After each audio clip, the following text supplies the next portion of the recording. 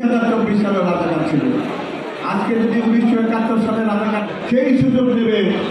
আমরা যেহেতু 17 বছর একমাত্র রাজনৈতিক দল যারা মানুষের জন্য রাজনীতি করেছি, মানুষের জন্য মার খেয়েছি, মানুষের জন্য জেল খেটেছি, মানুষের জন্য রক্ত দিয়েছি, ঠিক কি ঠিক না?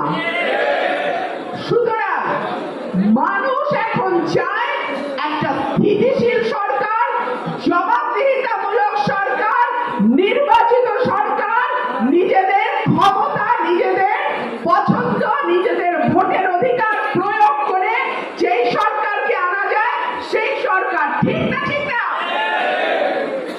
তো বাংলাদেশের মানুষের এই নারীর বিষয়টা আমি অনুরোধ করব, যারা সরকারে আছেন আপনারা বোঝার চেষ্টা করুন। বাংলাদেশের মানুষ কিন্তু অনেক ধৈর্যশীল। কি আমরা ধৈর্যশীল না? কিন্তু যখন আমাদের অধিকারের উপর আঘাত আসে কিভাবে জবাব দিতে হয় সেটা 52 ভাষা আন্দোলনে আমরা দেখিয়েছি, 69-এর গণ অভ্যুত্থানে আমরা দেখিয়েছি, 71-এর মুক্তিযুদ্ধে আমরা দেখিয়েছি, 90-এর গণ অভ্যুত্থানে আমরা দেখিয়েছি এবং 24-এর যে 5ই অগস্টের গণ অভ্যুত্থান সেখানেও আমরা দেখিয়েছি।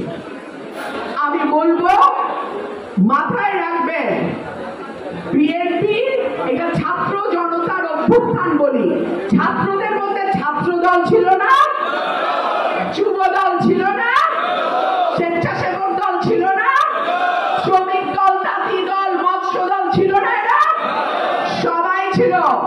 এরা যখন পিছে থেকে সরে গেছে তখন মঞ্চে 7টা নেতা আর সামনে 20টা ক্যামেরা, এর বাইরে আর কেউ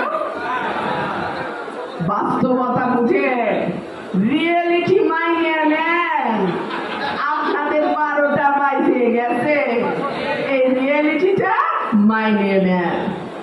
হ্যাঁ, আমার দল, আপনাদের দল, শহীদ প্রেসিডেন্ট জিয়াউর রহমানের দল বহুদলীয় গণতন্ত্রে বিশ্বাস করে। আমরা সকল মত, সকল পথের মানুষের রাজনৈতিক অধিকারে বিশ্বাস করি। আমরা 10 মত মিলে একমত হওয়ার ব্যাপারে বিশ্বাস করি।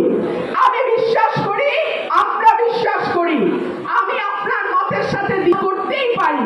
আপনি যাতে শান্তিতে আপনার মত প্রকাশ করতে পারেন সেই জন্য দরকার হয় আমি আমার জীবন দিব, ঠিক কি ঠিক না?